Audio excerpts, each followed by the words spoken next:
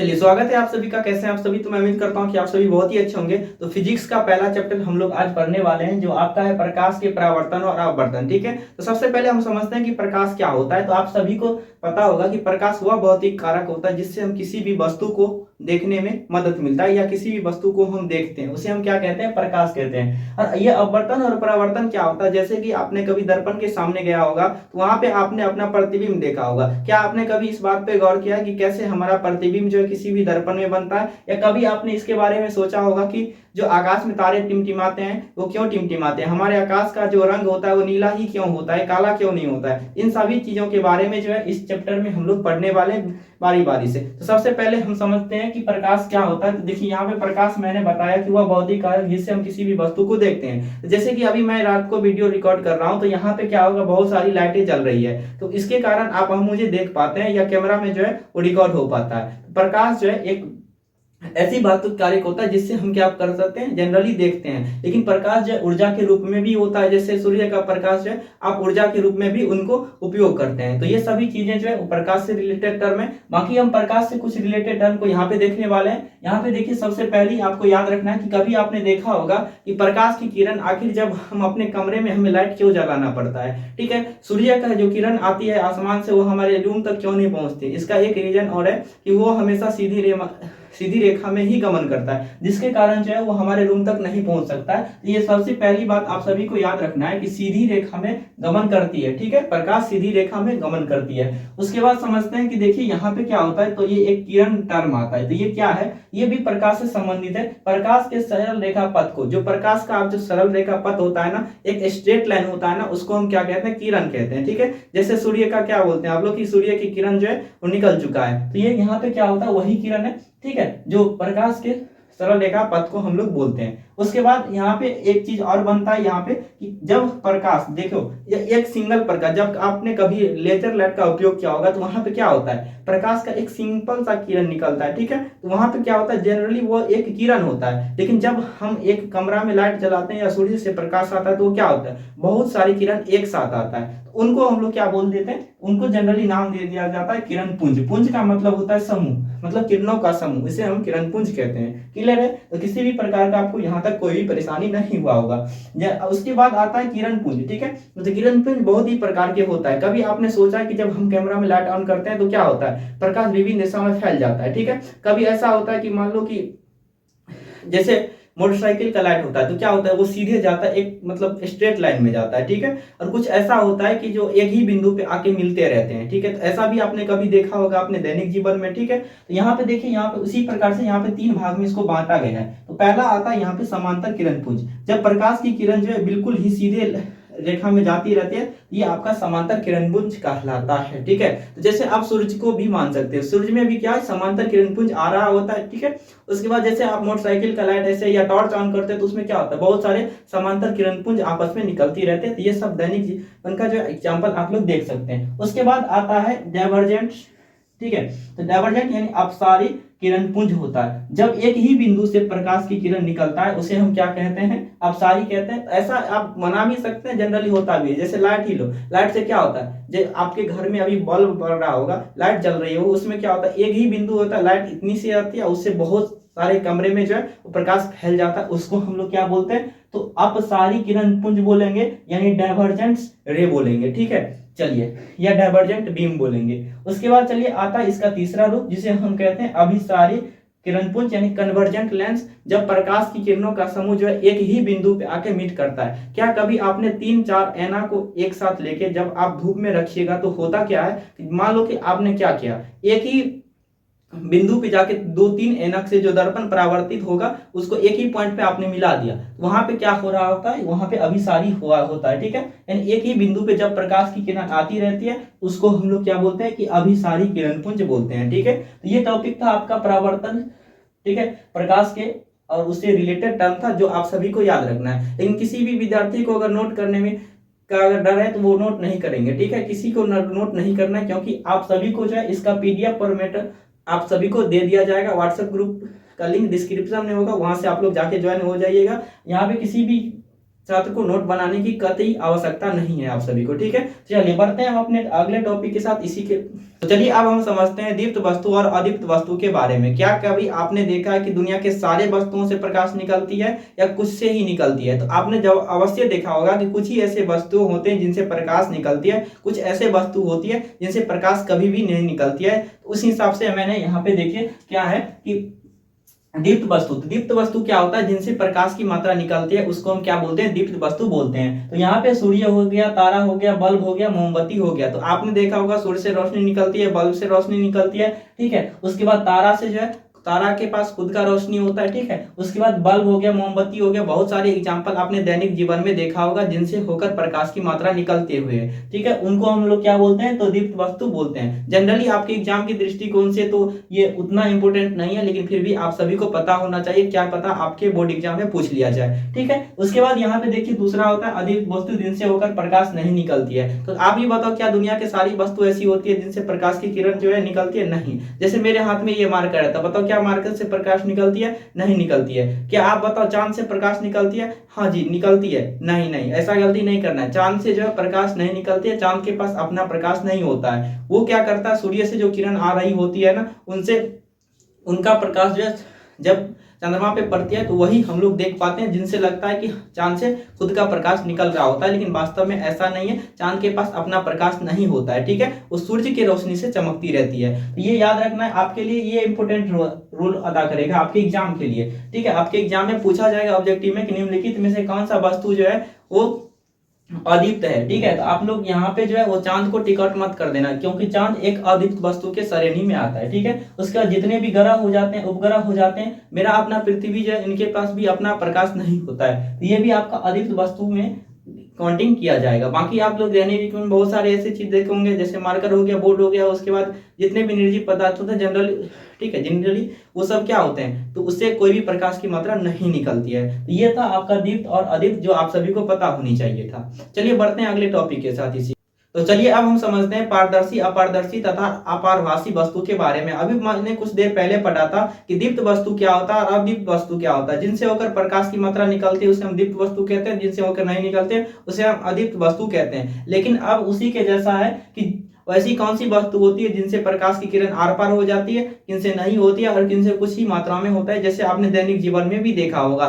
चलिए समझते हैं सबसे पहले जो है आपका पारदर्शी क्या होता है। जैसे हम जानते हैं कि कुछ ऐसे वस्तु होती है जिनसे प्रकाश की मात्रा जो है डायरेक्टली रूप से आर पार हो जाती है, उसको हम लोग क्या कहेंगे, तो पारदर्शी वस्तु कहेंगे, यानी ट्रांसपेरेंट वस्तु कहेंगे। जैसे आप बताओ कि आपने शीशा देखा होगा, ठीक है, उसके बाद आपने हवा देखा होगा। हवा को आप लोग जनरली देखते नहीं हो, लेकिन हमारे वातावरण में हवा, उनसे प्रकाश की किरण क्या हो जा रही है, आर पार हो जा रही है। तो हवा भी एक प्रकार का आप बोल सकते हैं क्या है, ट्रांसपेरेंट है, यानी आप पारदर्शी वस्तु है। यहाँ पे कांच आपने देखा होगा, जिसे आप शीशा भी बोलते हैं। बताओ किसी के गेट घर के खिड़की में जो है वो शीशा का क्या लगा रहता है, विंडो लगा रहता है, यानी खिड़की लगा रहता है। उनसे होकर क्या होता है, प्रकाश की किरण आर पार हो जाती है। उसके बाद आप बिस्लेरी का बोतल देखे होंगे। बताओ बिस्लेरी की बोतल से भी प्रकाश की किरण अगर हम डालेंगे तो आर पार हो जाएगा, वो भी आपका ट्रांसपेरेंट के रूप में कार्य करता है, ठीक है। ऐसी बहुत सारी वस्तु हो सकती है, आपको सिर्फ इतना ही याद रखना है कि जिनसे प्रकाश की किरण की मात्रा जो आर पार हो जाती है उसको हम लोग क्या बोलेंगे, तो पारदर्शी वस्तु बोलेंगे। जैसे मान लो अभी जस्ट मैंने बताया कि बिस्लरी की बोतल क्या होता है, प्लास्टिक होता है, लेकिन अगर आप काला कलर का अगर कोई प्लास्टिक का बोतल लेगो तो वहां पे क्या होगा, किसी भी प्रकार का जो है प्रकाश की किरण आर पार नहीं होगा, तो वो अपारदर्शी वस्तु की तरह वर्क करने लगता है। तो वो डिपेंड करता है कि क्या उससे प्रकाश की किरण आर पार होती है या नहीं होती है, ठीक है। तो चलिए बढ़ते हैं अपने अगले टॉपिक के ऊपर। अगला है आपका अपारदर्शी वस्तु, जिनसे प्रकाश की किरण एकदम जो है वो नहीं निकलता है। जैसे अब मान लो कि मेरे पास यहाँ पे क्या है, ठीक है, एक बुक है, ठीक है जी। यहाँ पे बताओ अब यहाँ पे कोई भी प्रकाश क्या करेगा, यहाँ पे इससे होकर कभी भी प्रकाश की किरण आर पार होगा जी, नहीं होगा, ठीक है। यहाँ पे ऐसे बहुत सारी वस्तु हो सकती है। जैसे मान लो मेरे पास यहाँ पे मोबाइल है, ठीक है, क्या मोबाइल से अगर हम प्रकाश की किरण ऐसे देंगे तो यहाँ पे बताओ जाएगा, इस साइड नहीं आ पाएगा। तो ये भी एक प्रकार का क्या हो जाएगा, तो अपारदर्शी वस्तु हो जाएगा। ऐसे बहुत सारे वस्तु हो सकते हैं, जैसे बताओ लकड़ी हो गया, लोहा हो गया, टेबल हो गया, पत्थर हो गया, ठीक है, आपके रूम के कमरा का दीवार हो गया, क्या इनसे प्रकाश की किरण आर पार निकलती है, नहीं निकलती है। तो ये आपका क्या हो जाता है, तो अपारदर्शी वस्तु हो जाता है, जिनको हम लोग क्या बोलते हैं, ऑब्जेक्टिव मटेरियल भी बोलते हैं, ठीक है। चलिए उसके बाद आगे बढ़ते हैं, यहाँ पे देखिए पारभासी वस्तु होता है, आखिर ये क्या होता है, ठीक है। ये आपके लिए इंपॉर्टेंट भी होता है क्योंकि यहाँ से आपके एग्जाम में क्वेश्चन आता है। यहाँ पे देखिए इसको हम लोग क्या बोलते हैं, देखो कुछ ऐसे भी वस्तु होते हैं जिनसे कुछ ही मात्रा जो प्रकाश की किरण निकल पाती है, उनको हम लोग क्या बोलते हैं, तो पारभासी वस्तु बोलेंगे या ट्रांसलूसेंट्स बोलेंगे। तो बताओ, जैसे आप बताओ कि कोहरा, जब ठंडी के महीना में जो कोहरा लगता है तो वहां पे क्या होता है, जैसे बाइक चलाते समय आपने देखा होगा कि जब कोहरा लगा होता है तो हमें दूर की वस्तु जो है, नजदीक की वस्तु भी आपको नहीं दिखाई देता, दूर का तो छोड़ो ही, ठीक है, नजदीक की वस्तु नहीं दिखाई देता। क्यों? क्योंकि यहाँ पे होता क्या है कि जैसे ही प्रकाश जो हमारी गाड़ी के लाइट से निकलती है ना, तो वहां पे बहुत ज्यादा दूर तक नहीं जा पाती है, कुछ ही मात्रा जा पाती है, जिसके कारण क्या होता है, वो पारभासी की तरह ट्रीट करता है। यहाँ पे आपका जो कोहरा हो जाएगा, ये भी आपका क्या होगा, एक प्रकार का पारभासी वस्तु होगा। लेकिन इसका सबसे बेस्ट एग्जांपल आपको समझना है, तेल लगा हुआ पेपर। तो बताओ, आपने कभी एक पेपर को लेना, ठीक है, जैसे मेरे पास यहाँ पे क्या है, एक पेपर है, इसमें मैंने अगर तेल लगा दिया तो क्या हो जाएगा, अभी तो इसमें कोई भी प्रकाश आर पार नहीं होगा उतना अच्छी तरीका से ढंग से, लेकिन जब ऐसे मैं क्या करूंगा, यहाँ पे आपको क्या करना है, अगर मान लो आपने तेल में इसे भिंगो दिया, अब इसे प्रकाश की किरण डालेंगे तो यहाँ पे कुछ ना कुछ आपको दिखाई देगा, ठीक है, बहुत कुछ थोड़ा थोड़ा मात्रा में प्रकाश की किरण निकलेगा। ये आपका क्या ट्रीट करता है, ये आपका पारभासी वस्तु की जैसा ट्रीट करता है। तो इसके बाद धुआं भी हो सकता है, जैसे मान लो कि कभी बहुत सारे धुआं कमरा में भर जाता है खाना बनाते समय, तो वहां पे क्या होता है बताओ, प्रकाश कोई भी वस्तु हमें क्या होता है, अच्छे तरीका से विजिबल नहीं होता है। क्यों? क्योंकि वहां पे प्रकाश जो है थोड़ा थोड़ा मात्रा आर पार होता है, या किसी भी वस्तु को हमको देखने में मदद नहीं मिल पाता है। ये आपका होता है पारभासी वस्तु। तो आप सभी को याद रखना, आपके एग्जाम में यहाँ से क्वेश्चन पूछा भी गया है कि तेल लगा हुआ पेपर जो है वो कौन सी वस्तु होती है, पारभासी होती है, अपारभासी होता है या पारदर्शी होता है। तो आप सभी को पता होना चाहिए और याद रखना है कि पारभासी वस्तु होता है, ठीक है। तो चलिए हम बढ़ते हैं अब अपने अगले टॉपिक पे। मुझे उम्मीद है जो ये सारी चीजें आप सभी समझ गए होंगे, किसी को भी इसको नोट नहीं करना है। क्यों नहीं नोट करना है? क्योंकि मैं आप सभी को जो है इनका कंप्लीट पीडीएफ नोट्स, ठीक है, प्रदान करूंगा, और डिस्क्रिप्शन में आपको लिंक मिल जाएगा, वहां से जाके आप कंप्लीट क्लास 10 का स्टडी मटेरियल आप लोग ले सकते हैं। तो आइए अब हम समझते हैं प्रकाश के परावर्तन तथा प्रकाश के परावर्तन का नियम। तो सबसे पहले जानते हैं कि प्रकाश का परावर्तन क्या होता है। तो देखिए, प्रकाश का परावर्तन क्या होता है कि जब किसी परावर्तक सतह पर प्रकाश की किरण पड़ती है तो किसी भी पथ पर वापस लौट जाती है या किसी भी दिशा में वापस लौट जाती है, इस घटना को प्रकाश का परावर्तन कहते हैं। जैसे मेरे पास यहाँ पे एक दर्पण है, ठीक है, जिसमें आप सभी अपना चेहरा देखते होंगे। तो बताओ यहाँ पे क्या होता है, इस दर्पण में जनरली हम प्रकाश की किरण डालते हैं, तो क्या होता है कि इसमें प्रकाश की किरण जाने के बाद किसी भी दिशा में वापस लौट आती है, जिसके कारण क्या होता है, प्रकाश का परावर्तन की परिघटना होती है। जैसे हमें अपना क्या होता है, यहाँ पे हम अपना चेहरा देखते हैं, तो ये क्यों देखते हैं, क्योंकि मेरे ऊपर जब प्रकाश की किरण पड़ती है तो इस दर्पण में जाके मिलती है, जहां पे हमें अपना चित्र दिखाई देता है। जैसे आप सभी यहाँ पे देखो, दिख रहा होगा आपके मेरे मेज पर जो है वहां पे टेबल है, और आप लोग ध्यान से देखना इस शीशे के अंदर, ठीक है, वहां पे देखो आप लोग को दिखाई दे रहा होगा एक क्या है, वहां पे एक पुस्तक पड़ा हुआ है। आखिर वो पुस्तक वहां पे है, लेकिन आप सभी को मैं यहाँ पे दिखाई दे रहा हूँ। क्यों? इसका रीजन है कि जब प्रकाश की किरण जो उस पुस्तक पे पड़ी होगी और पुस्तक पे पड़ने के बाद इस दर्पण में आई होगी, ठीक है, उसके बाद यहाँ पे इसका क्या बनता है, इमेज बनता है, जो आप लोग देख पाए होंगे। उसके बाद हम लोग समझते हैं, यहाँ पे देखिए आपके पास यहाँ पे मैं इधर लाइट आ रहा है, ठीक है, यहाँ पे लाइट आने के बाद यहाँ पे आप लोग देखिएगा, तो यहाँ पे देखो बोर्ड को ध्यान से देखिएगा, कुछ आपको यहाँ पे प्रकाश की किरण नजर आता होगा, आता है ना, है ना, यहाँ पे देखिए आप लोग को आ रहा है, ठीक है। ऐसा क्यों होता है? ये प्रकाश के परावर्तन के कारण होता है। जब किसी भी परावर्तक सतह पे पड़ते हैं ना, ये किसी भी दिशा में वापस लौट सकती है, ठीक है। ये डिपेंड करता है कि आप ऐना को कितने डिग्री के कोण पे पकड़े हुए हैं। मान लो कि मैंने आपको सीधे यहाँ पे बल्ब के जो है इस डिग्री पे यानी 90 डिग्री पे पकड़ा हूँ, यहाँ पे आपको 90 डिग्री के एंगल पे प्रकाश की परावर्तित किरण जो है आती हुई दिखाई देता है। ये आपका प्रकाश के परावर्तन के, ठीक है, नियम होता है। यहाँ पे समझते हैं आप जनरली प्रकाश के परावर्तन के, याद रखना है आप सभी को, दो नियम होता है, ठीक है। कितने नियम होते हैं जी? तो दो नियम होता है। तो दो नियम आपको दोनों याद रखना है। आपके एग्जाम में कई बार पूछा गया कि प्रकाश के परावर्तन के कितने नियम होते हैं, ये आपके लिए मोस्ट विविया है। दो नियम होते हैं, आप सभी को याद रखना है, यहाँ पे कोई भी दिक्कत नहीं होगा, ठीक है। परावर्तक सतह जनरली एक शीशा, ठीक है, एक ऐना होता है, जहां पे ऐनक में क्या किया जाता है, एक जनरल शीशा होता है, ठीक है, एक प्लेन सरफेस होता है जिसके एक ओर क्या कर दिया जाता है, कलई कर दिया जाता है, यानी पेंटेड कर दिया जाता है, वो आपका दर्पण बन जाता है, जो आगे की क्लास में हम लोग समझने वाले हैं। ठीक है, उसके बाद मान लो ये बोर्ड है, ठीक है, ये बोर्ड से भी रिफ्लेक्ट हो सकता है, ठीक है, ये बोर्ड से भी परावर्तन हो सकता है, लेकिन ये से क्या होगा, बहुत कम ही होगा। तो कुछ भी चीज, जैसे मान लो ये इससे भी प्रकाश की परावर्तन जो है वो किरण, जैसे हमारे आंख में इसका प्रतिबिंब बनता है, तो क्यों बनता है, क्योंकि प्रकाश की किरण जो है सबसे पहले इस पे आई होगी और इसके पर आने के बाद मेरे आंख में गया होगा, जो इस जिसके कारण हम लोग देख पाते हैं। इसलिए प्रकाश का परावर्तन जो है बहुत ही इंपॉर्टेंट टॉपिक होता है, ठीक है, जिनको हम इस पूरे क्लास में समझने वाले हैं। सबसे पहले अब हम जानते हैं प्रकाश के परावर्तन के जो नियम होते हैं ना, वो आखिर क्या होता है। तो पहला नियम यहाँ पे है आपतन कोण, ठीक है, जिसे हम इंसिडेंट रे भी कहते हैं, ठीक है, जिसे क्या होता है यहाँ पे देखिए कि आपतन कोण बराबर होता है परावर्तन कोण के, यानी I बराबर होता है R को, उस ये आपका पहला नियम कहलाता है। जैसे यहाँ पे आपके पास एक दर्पण मैं बनाता हूं, ठीक है, ये आपके पास एक दर्पण है, नहीं अभी दर्पण नहीं है, ये एक जनरल शीशा है। जब इसका एक भाग जो है हम कलर कर देंगे ना, तो ये क्या बन जाता है, तो दर्पण बन जाता है, ठीक है जी।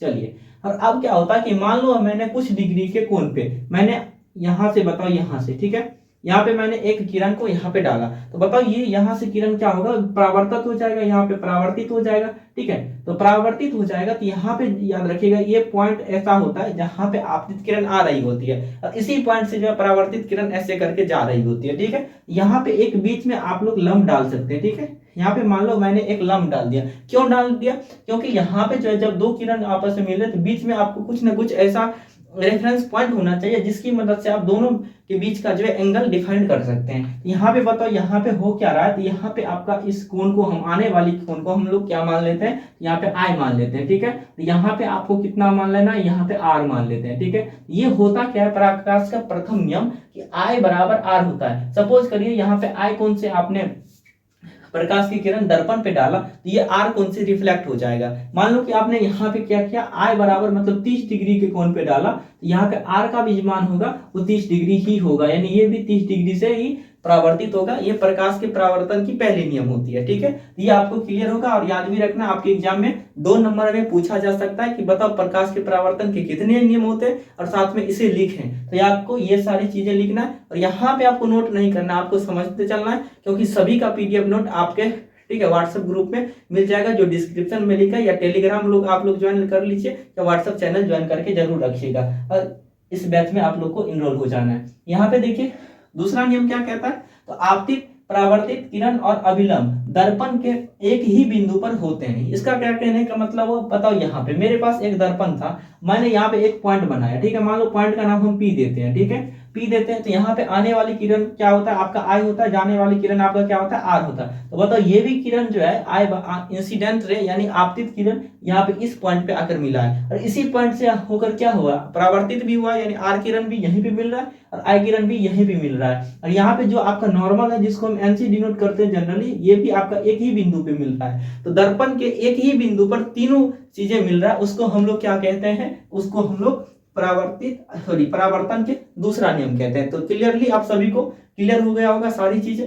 चलिए, उसके बाद कुछ टर्म यहाँ पे मैंने लिखा है आप सभी के लिए। आपतित किरण, परावर्तित किरण क्या होता है, जनरली आपके एग्जाम में ये चीज नहीं पूछा जाएगा, फिर भी आपको पता होना चाहिए। आने वाली यानी दर्पण सतह पर आने वाली किरण को हम लोग क्या बोलते हैं, आपतित किरण बोलते हैं, और जाने वाली किरण को हम लोग क्या बोलते हैं, परावर्तित किरण बोलते हैं, जिसको हम रिफ्लेक्ट रे कहते हैं, और इसको इंसिडेंट रे कहते हैं। शॉर्टकट में आप बात करिएगा तो इसे I कहते हैं, इसको R कहते हैं, ठीक है, यानी बोल सकते हैं कि I बराबर R जो है प्रथम नियम होता है प्रकाश के परावर्तन का। आई होप, मैं आशा करता हूँ कि आप लोग जो है वो प्रकाश के परावर्तन और अपवर्तन नहीं, प्रकाश के परावर्तन का नियम कंप्लीटली समझ गए होंगे, ठीक है। चलिए, तो मिलते हैं अब हम अगली क्लास के साथ। इस क्लास में हम लोग यहीं तक रहेंगे, ठीक है। अगली क्लास में आप लोग को क्या समझना है, तो अगली क्लास में आप सभी को दर्पण, ठीक है, यहाँ पे प्रकाश और प्रकाश के परावर्तन का सारी टॉपिक जो है वो समाप्त होता है। अगली क्लास में हम लोग दर्पण शुरू करने वाले हैं, ठीक है, जो अभी मैंने पढ़ा था। दर्पण किस पे आधारित है, प्रकाश और प्रकाश के परावर्तन पर आधारित है, ठीक है जी। चलिए, मिलते हैं अगली क्लास के साथ। और अगर आप लोग PDF